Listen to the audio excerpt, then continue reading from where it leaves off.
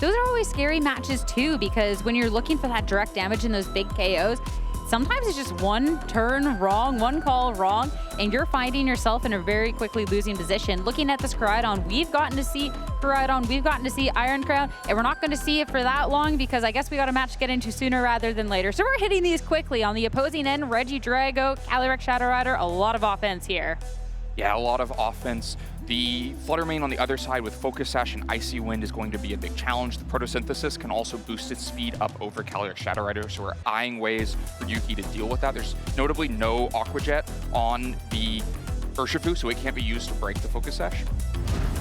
And now we are getting into our match here, our final top four between Daniel Yu and Yuki Zaninovich. Iron Crown and Indeedee, this infamous duo, this one's been tearing through teams. On the opposing end, still not restricted in sight. It's going to be this Ogerpon, Heartflame, and this Whimsicott. So a lot of damage and potentially even speed if you want to go for that route.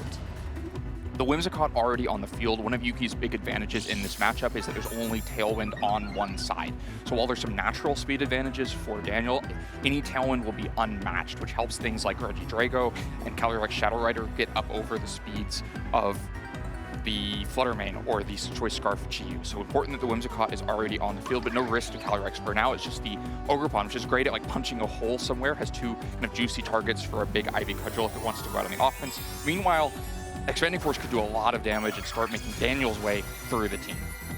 Especially too when you're looking at, yeah, this is just going to be a spread damage attack. Thanks to the fact that there is the Psychic Terrain, Expanding Force just means great here. And Body Aspect, the Terastallization for Yuki is going to be with this Heartflame Ogerpon. So looking for all-out offense into this Indeedee. Follow me to make sure it is the center of attention and not partner on the other end.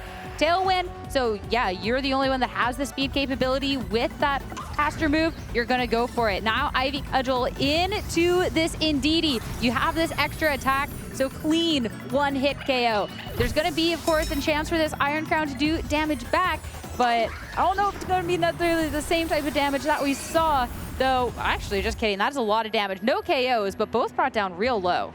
Really significant damage, maybe even valuable for Daniel that Whimsicott doesn't go down there, but a really big obstacle pulled out of the way for Yuki. You can see how much KOing the Indeedee was important to him because he does spin the Terastallization there, something that will make Calyrex more vulnerable to something like Chi-Yu in the future. But getting Indeedee out of the way means that nothing stands between Astral Barrage and a win condition. That normal type is gone, and so it's just dark types in the way. And the Tailwind, the unmatched Tailwind, means that the Heartflame Ogerpon should be the fastest thing moving on the field with its choice of targets. Whimsicott doesn't itself have that much to do now, though. It's already set the Tailwind, a job done. I think there's an important decision to make whether you try to preserve Whimsicott for a second Tailwind in case you need it, or you kind of just let it go here in exchange for some Moonblast chip somewhere. And for Daniel, you have two Pokemon with these spread damage moves and two Pokemon that are pretty low on the other end. So yeah, you might not be the faster option here when you are looking at this Heartflame Ogerpon in the Tailwind, but realistically, there's only one target that it can necessarily be targeting down. Not opting for the Terastallization, it looked like. So it will be a Ogerpon that if it does want to target into something like the Iron Crown would be a lot of damage. Chi-Yu is going to take the first hit.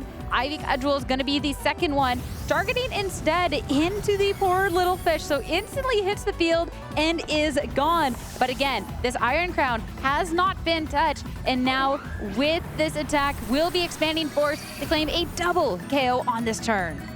Yeah, it's a really interesting opening to this game. Both players have gotten 2 KOs. Expanding Force finishes off Whimsicott and Ogerpon. The Terastallization is spent for Yuki, but the 2 KOs Yuki got are probably more important. 2 of the biggest obstacles for Calyrex Shadow Rider, who we have to imagine in the back, have now been cleared, and you've left 2 of the most vulnerable targets to Astral Barrage in the Iron Crown that's weak to it, and the slower and neutral Koraidon, which without that much pull.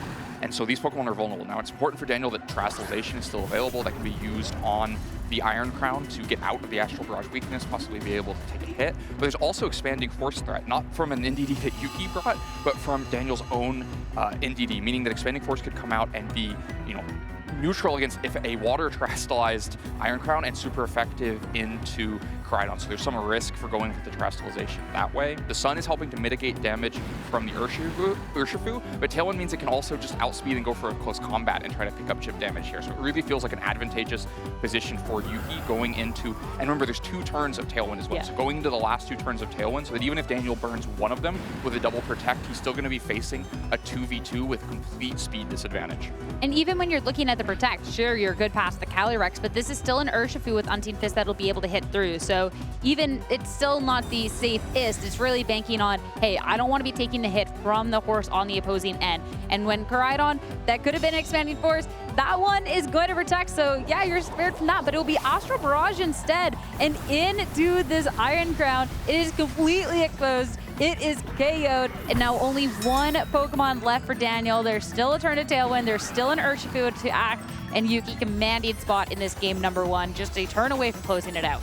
A really great macro game plan from Yuki here, knowing that in an offensive match like this, trades are going to happen, but taking trades that were hugely to his benefit. After 2 players got 2 KOs, often you would think that'd be somewhat neutral. We brush ourselves off and we go into the final 2v2, but actually that trade was enormously in Yuki's advantage. He ended up in a position that was cleanly a win from that point, and that comes from identifying that quick offense into Chi-Yu, quick offense into NDD is clearing those roadblocks for Calyrex, and then because of the inflexibility of leads in an offensive game like this, Daniel couldn't have easily pivoted NDD out from there or pivoted Chi-Yu out from there because you know those giant attacks are coming, and so Yuki did a good job of having the Calyrex safely in the back so that his game plan could be executed with less risk because it was just going to eventually come out. Expanding Force, finally, Koraidon taken down. Yuki, what a game to be up 1 in the set and closer into our finals. And yeah, even from the get-go, I mean, you talked about the speeds on these teams, and Yuki the only one with the Tailwind. And both of these teams do have access to the Indeedee, so yeah, you can eye up, hey, maybe is there the possibility of the Trick Room? But Yuki from the get-go, when you look at where the pressure was implied to, this was instantly an Indeedee that was gone from the match. 1-hit turn, 1-hit KO on this first turn. So that wasn't even really an option into this match. You couldn't have spared from Terrestrialization because it's not a water type. So you kind of just had to take the hit. So even if you did try to attempt to twist the dimension, you never would have had that chance. Right. Indeedee had no opportunity to move there, so the best option you're looking at is something like a switch into Koraidon, which just gives Sun over to further boost that Ivy Cudgel, even if it's resisted, or we saw how much damage Chi-Yu takes from that Ivy Cudgel. So it was very difficult to get out of that position once it was led, because the Ogerpon was putting down so much pressure. I think it really comes down to trying to find the most important targets to get the damage into. The double Expanding Force almost just set Yuki up, right? Because not only did it not kill the most important targets, it got Whimsicott off the field in time to have both Urshifu and the Calyrex Shadow Rider benefit from those last 2 turns of Tailwind. So I think Daniel's going to be needing to look for a little bit of a different game plan that doesn't risk that kind of momentum swing.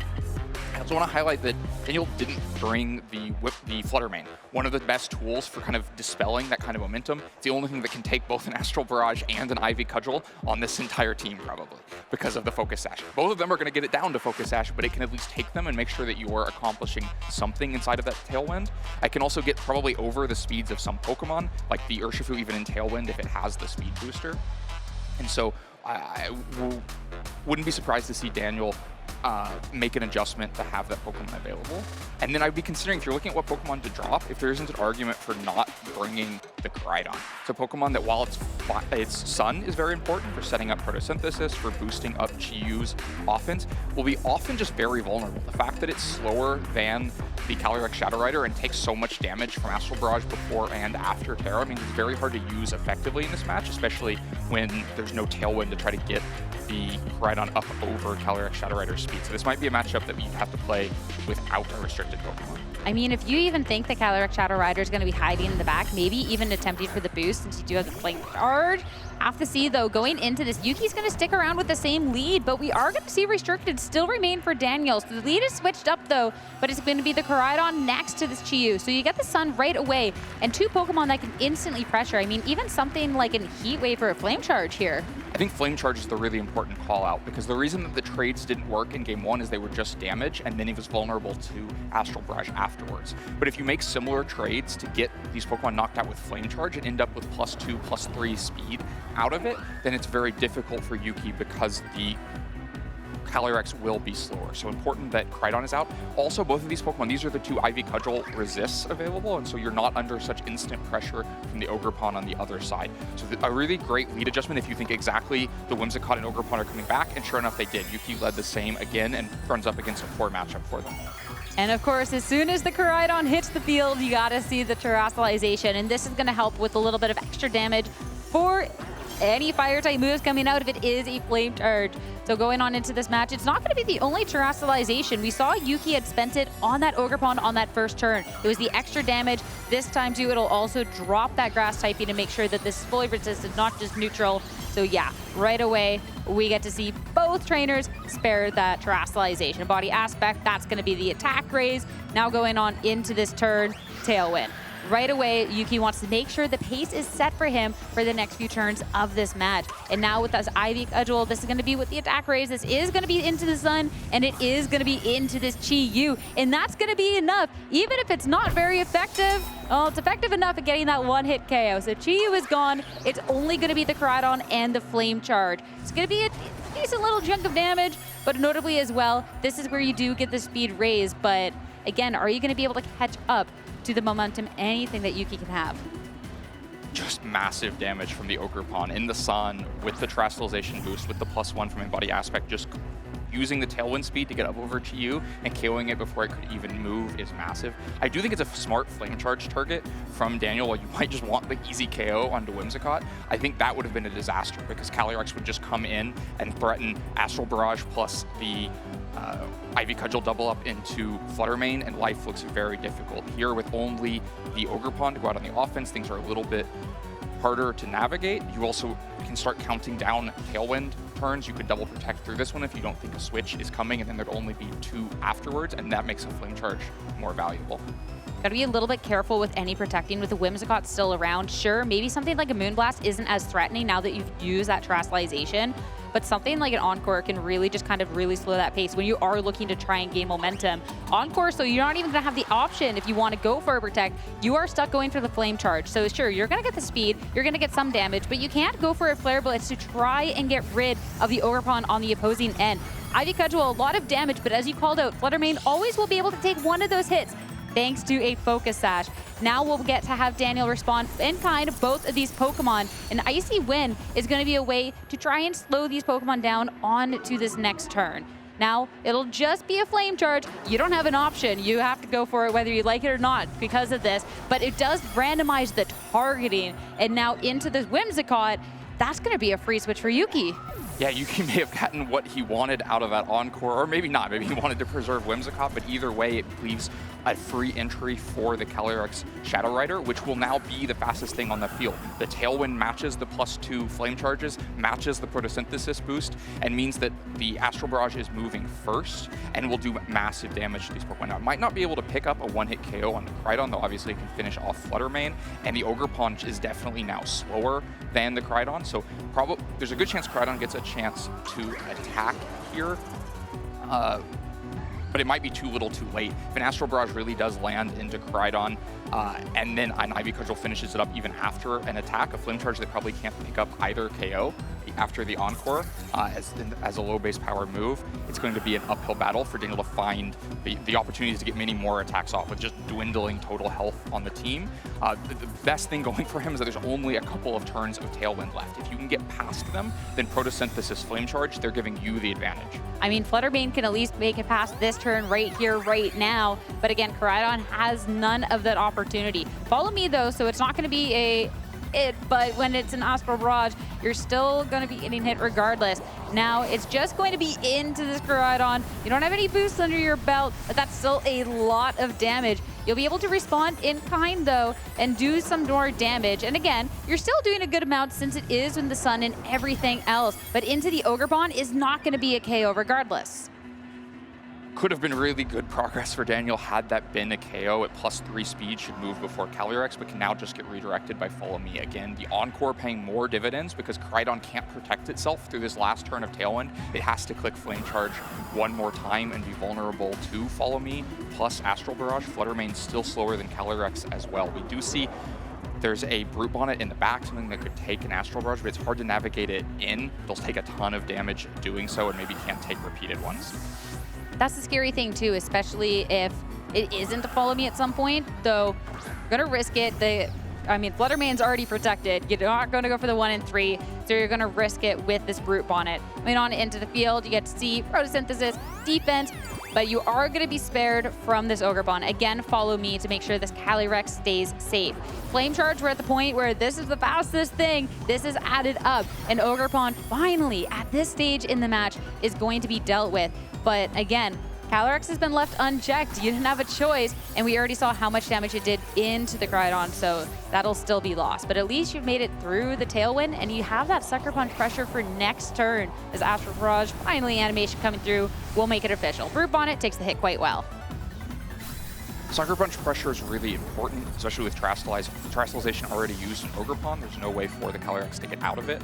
Sun, momentarily important as well, but just after Tailwind expires, one turn later, the Sun will expire as well with no way to reset it, and so Flutter Mane will go back to being slower than Calyrex. Before this turn, it is faster. It's going to probably come down to what Yuki's last Pokemon is. The Urshifu going to be really good last Pokemon for dealing with the Brute Bonnet. Problem is the Flutter Mane in the meantime. You can't use the Calyrex to remove the Flutter Mane while the Sucker Punch is being threatened. You don't have the Terastallization to get away from it. You don't have Aqua Jet to finish off the Flutter Mane either. And so it probably means there is an avenue for one Moonblast from this Flutter Mane. You can't use Terastallization to protect the Urshifu from that either. So Daniel might just have the right pieces in place to be able to threaten a Sucker Punch, use that to get a Moonblast into Urshifu, and try to close the game from there.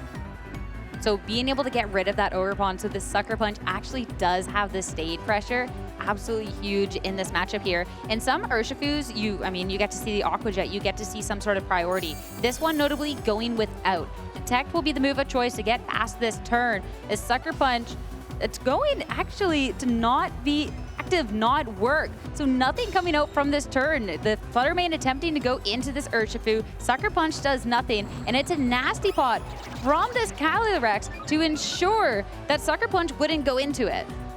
Right, Yuki sees the checkmate just as much as we do and recognizes that it's not possible to go out on the offense with either Urshifu or Calyrex. So you make it through a turn with that combination of Nasty Plot and Detect, but where do you go from there? It's a long time till Brute Bonnet is out of Sucker Punches. There's a lot of Pokemon to play, and I don't see what has really changed. You didn't need the +2 special attack to get through these Pokemon. You just needed the opportunity for Calyrex to move.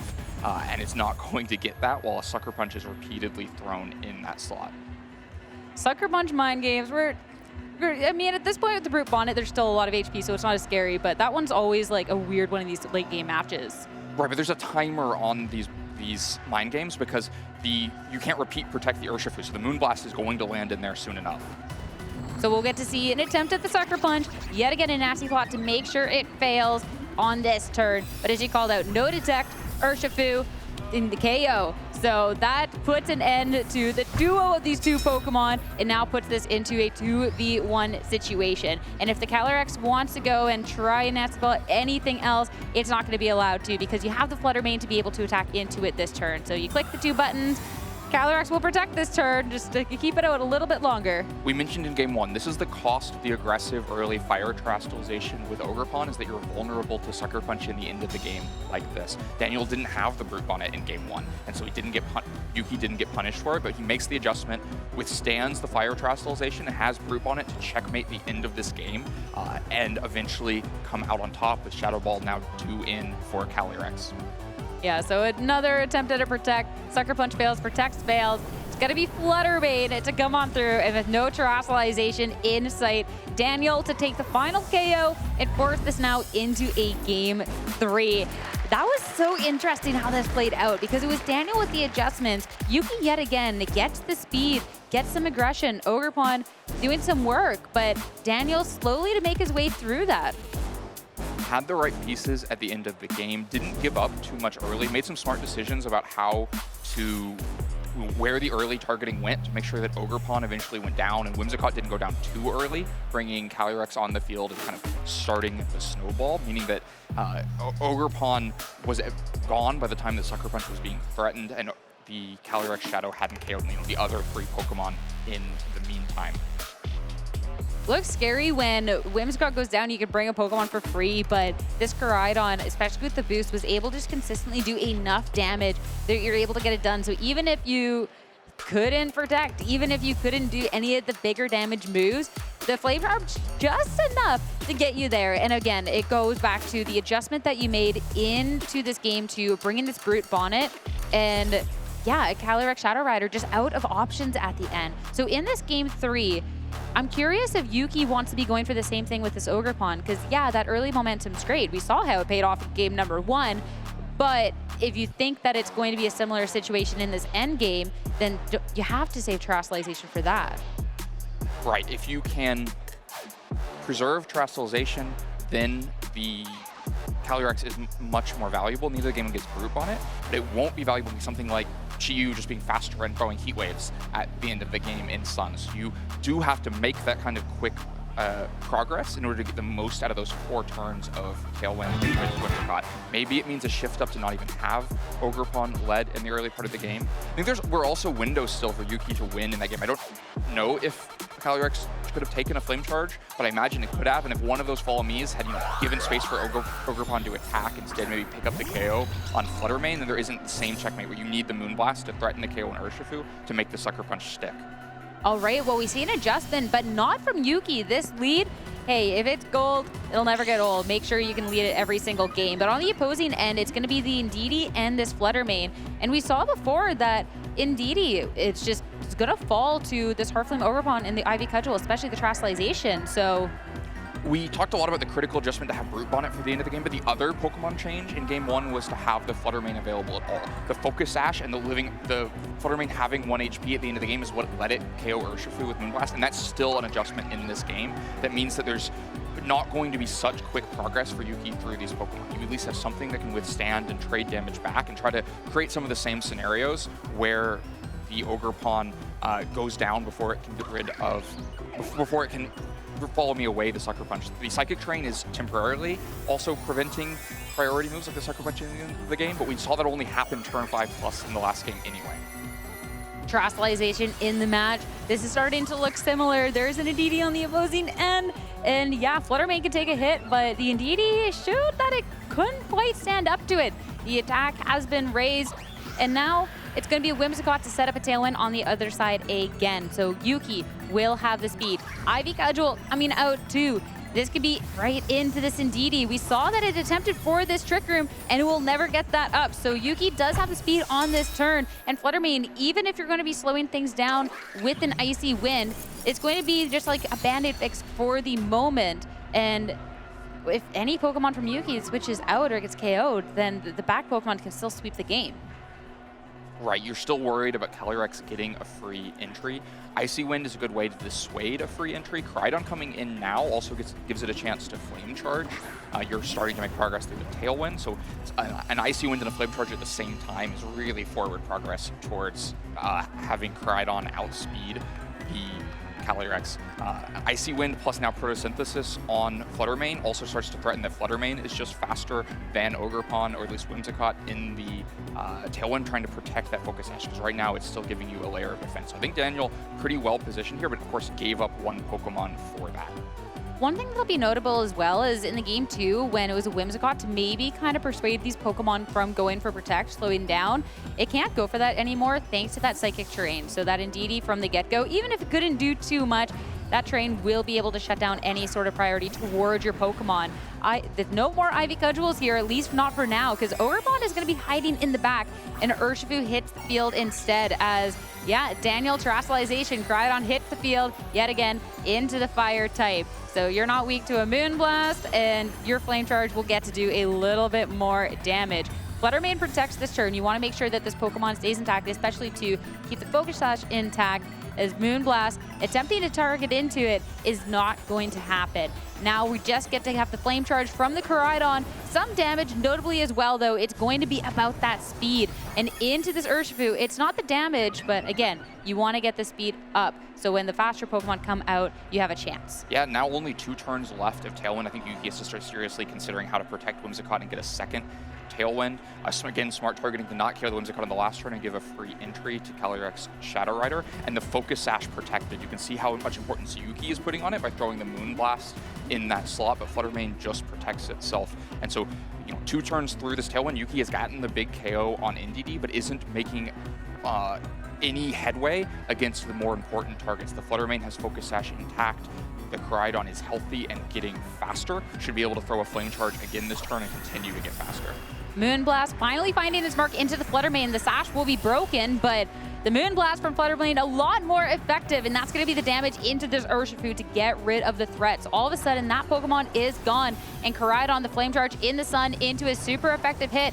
Whimsicott will not be preserved. Once this Tailwind is gone, it is done. And this Koraidon at this point now has 2 speed boosts to his names, already looking to be in a great spot. This has been such a drastic turnout than how this game 1 turned out. And Yuki, all of a sudden, only 2 Pokemon remain.